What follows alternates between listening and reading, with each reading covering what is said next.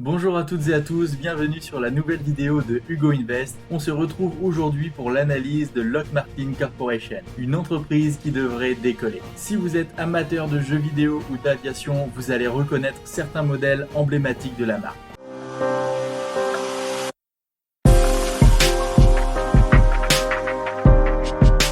Avant de commencer, je dois te prévenir que je suis un inconnu sur internet qui partage son expérience personnelle et non un professionnel ou un expert de la finance. Pour sa présentation, Lockheed Martin est une entreprise implantée au Bethesda dans le Maryland aux États-Unis. Une action qui est donc éligible au compte-titre et non au PEA que l'on retrouve sous le signe LMT. Fondée en 1995, Lockheed Martin construit toutes sortes de lance-missiles, de navires, de véhicules militaires et d'objets militaires. Ils produisent entre autres pour les connaisseurs le F-16 Falcon qui est emblématique, le U-2 que l'on retrouve dans certains jeux vidéo par exemple. Ils ont également toutes sortes d'avions espions si rapides qu'ils ne sont pas détectables sur les radars. Ils conçoivent également de la fabrication de pointe, de la cyberdéfense et attaque, de la guerre électronique, de l'énergie également avec une batterie de stockage à longue durée, de la défense aérienne et antimissile intégrée, système maritime, radar, capteurs, formation et logistique, système d'armes, pour ne citer que les plus importants. Lockheed Martin innove également avec de l'intelligence artificielle dans chacun de leur domaine. Je ne vous parle pas des hélicoptères, navires et autres véhicules, sinon la vidéo va dépasser les 2 heures, mais je vous invite à aller sur leur site afin de voir en profondeur la panoplie d'objets et de véhicules qu'ils produisent. Le site est très propre et bien expliqué.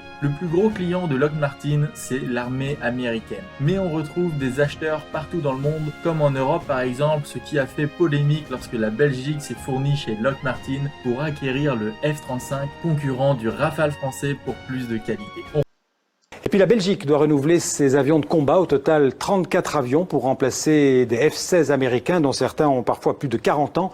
Le marché est estimé à 3,6 milliards d'euros et la France propose à la Belgique de lui vendre son célèbre Rafale. Mais le ministre belge de la Défense préfère le F-35 américain. Aurélie Fauquet de l'RTBF. On retrouve parmi ses nouveaux clients la NASA, puisque le constructeur américain s'est lancé dans l'univers spatial notamment avec la création de plusieurs sortes de navettes et robots. Pour résumer, Lockheed Martin conçoit et innove dans chaque secteur militaire, du soldat à l'avion en passant par le navire, le véhicule terrestre et spatial. Ce qui fait de cette marque le plus gros fournisseur du monde, le numéro 1 de la vente d'armes de tout l'univers. Lockheed Martin emploie environ 114 000 personnes. Pour rentrer dans l'analyse, c'est une marque très diversifiée dans son domaine qui est au top de l'innovation, numéro 1 de son secteur. La diversification nous apporte une sécurité. Par exemple, si le secteur du navire s'écroule, tous les autres secteurs vont compenser et une petite partie s'écroule uniquement. A l'inverse, si on met tout sur une seule entreprise qui fabrique uniquement un produit et que ce dernier connaît une faible demande ou une crise dans son secteur, c'est l'intégralité de notre portefeuille qui plonge. Diversifiez vos investissements. Pour le reste, on a un chiffre d'affaires en constante augmentation qui dépasse désormais les 65,4 milliards de dollars alors qu'il était seulement à 50 milliards en décembre 2017. La vente à l'étranger représente 16 milliards de dollars cette année. Un bénéfice net de 6,8 milliards de dollars en 2020 alors qu'il était de 2 milliards seulement en décembre 2017. Une capitalisation boursière de 100 milliards de dollars et un endettement de 9 milliards de dollars en constante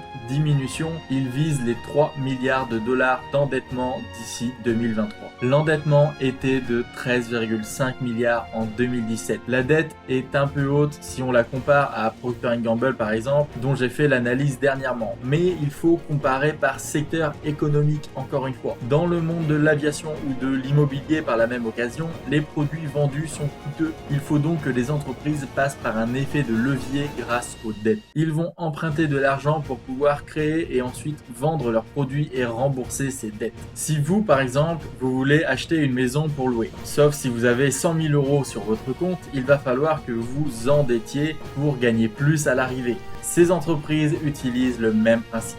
Pourquoi je compare les chiffres de 2020 à ceux de 2017? Tout simplement parce que le prix de l'action en décembre 2017 était semblable à celui d'aujourd'hui. C'est-à-dire, pour un prix d'action identique, vous aviez une entreprise avec plus de dettes, moins de chiffre d'affaires et très peu de bénéfices nets. Poursuivons. Le ratio PE est de 14,63 quand la moyenne du secteur est de 25,01, soit 41,5% au-dessus de Lockheed Martin. Une croissance des revenus de 9,34% quand la moyenne est de 5% en négatif. Une marge des bénéfices nets de 13,57% et 78,12% au-dessus de la moyenne. Si je résume, on a une entreprise qui a un ratio PE très faible alors qu'elle a les meilleurs rendements du secteur, tout simplement. Passons aux dividendes. Lockheed Martin verse 2,79% de dividendes, ce qui est 125% au-dessus de la moyenne du secteur et l'augmente en moyenne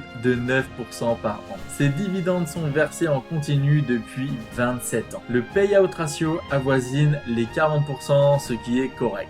Pour l'avenir de Lockheed Martin, il suffit de quelques recherches sur internet pour voir qu'il y a des tas de contrats en cours et une liste d'attente pour répondre aux besoins de l'armée américaine et de la NASA, entre autres. Donc la demande est présente, l'activité est loin d'être en danger. De plus, on a eu l'occasion de voir ensemble que cette entreprise innove dans des secteurs du futur comme l'intelligence artificielle et le spatial par exemple. Des secteurs en pleine expansion qui devraient, d'après moi, exploser ces prochaines années. Ce qui nous promet une belle marge de progression. L'entreprise a augmenté ses ventes malgré la crise du Covid-19, ce qui est un gage de sécurité. Avant de passer à la conclusion, merci de ton écoute. C'est un plaisir pour moi de t'offrir cette analyse. Pense à t'abonner et liker cette chaîne afin de développer la communauté. Active la cloche pour ne rien louper. Je suis également ouvert au débat dans l'espace commentaire. Pour conclure, Lockheed Martin est une entreprise en bonne santé financière et en constante évolution, avec un dividende qui augmente chaque année également. Une entreprise leader de son secteur. Pour y investir, l'analyse nous le montre, tous les feux sont verts. Un faible ratio PE,